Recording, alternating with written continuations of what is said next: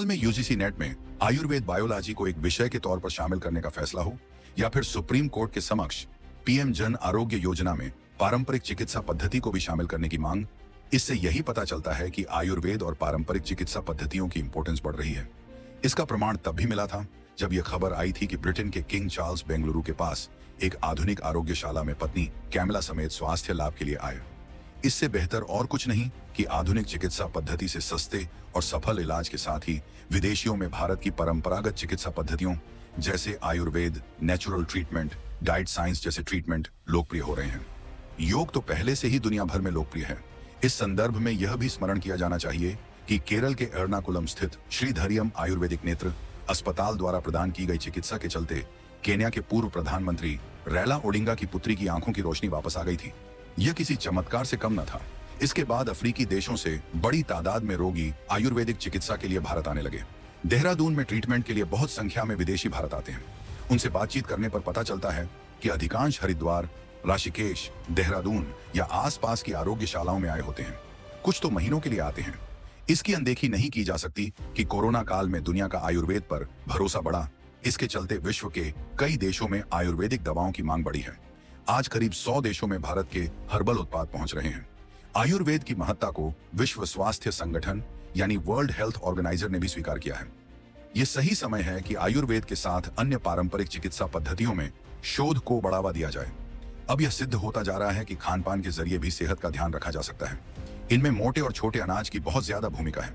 मिलेट्समैन कहे जाने वाले पद्मश्री डॉक्टर खादरवली का दावा है कि मिलेट्स से अनेक रोगों का इलाज संभव है। उनका कहना है कि 6 हफ्ते से लेकर 6 महीने तक सिर्फ मिलेट्स के प्रयोग से कई बीमारियों के निदान में सफलता मिलती है। भारत में बीते कुछ वर्षों से हृदय रोग, अस्थि रोग, किडनी एवं लिवर ट्रांसप्लांट और दिल की तमाम बीमारियों के सफल इलाज के लिए दक्षिण एशियाई देशों के अलावा अफ्रीका, मध्य एशिया और खाड़ी के देशों से लेकर पश्चिमी देशों से भी हर साल लाखों रोगी आ रहे हैं। कुछ वर्षों से दिल्ली एनसीआर, मुंबई, बेंगलुरु, चंडीगढ़ आदि के आधुनिक अस्पतालों में इलाज कराने के लिए भारी संख्या में विदेशी आने लगे हैं।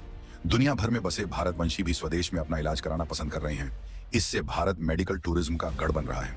देश के नामी प्लास्टिक सर्जन बताते हैं कि उनके पास हर महीने विदेशी बर्न, इंजरी यानी जले हुए मरीज के इलाज से लेकर हेयर ट्रांसप्लांट और अपनी ढीली पड़ती त्वचा को ठीक कराने के लिए आते हैं। हमें ऐसी नीतियां अपनानी चाहिए जिससे अधिक से अधिक विदेशी रोगी इलाज के लिए भारत आए। उनके भारत आने से देश को अमूल्य विदेशी मुद्रा भी प्राप्त होगी। जब भी एक रोगी भारत आता है तो उसके साथ 2-3 केयरटेकर भी आते हैं। वे महीनों यहाँ रहते हैं। भारत में विदेश से रोगी इसलिए भी आ रहे हैं क्योंकि यहाँ पर मरीजों को सर्वश्रेष्ठ प्री और पोस्ट सर्जरी सुविधाएं यूरोप या अमेरिका की तुलना में बहुत कम कीमत पर मिल जाती है। भारत के पास योग्य चिकित्सा पेशेवर और अत्याधुनिक उपकरण हैं। इसके अलावा भारत स्वास्थ्य सेवाओं की गुणवत्ता से समझौता किए बिना अमेरिका और ब्रिटेन की तुलना में कम खर्चीला उपचार विकल्प प्रदान करता है। भारत में इलाज का खर्च अमेरिका के मुकाबले करीब 1/4 है।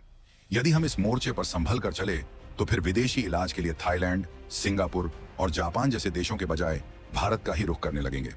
मेडिकल टूरिज्म अरबों डॉलर का सालाना कारोबार है। इस पर भारत को अपनी पकड़ मजबूत बनानी होगी।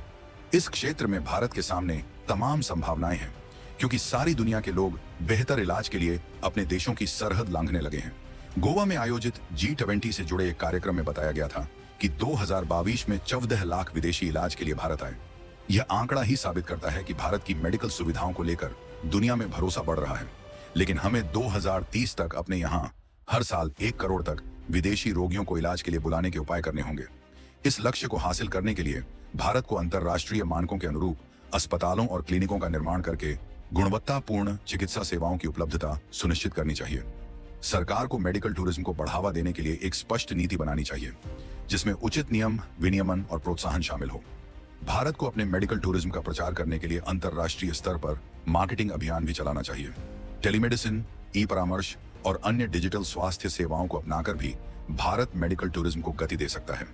भारत को आधुनिक चिकित्सा के साथ ही आयुर्वेद एवं अपनी अन्य परंपरागत चिकित्सा पद्धतियों के प्रचार प्रसार पर और ध्यान देना होगा।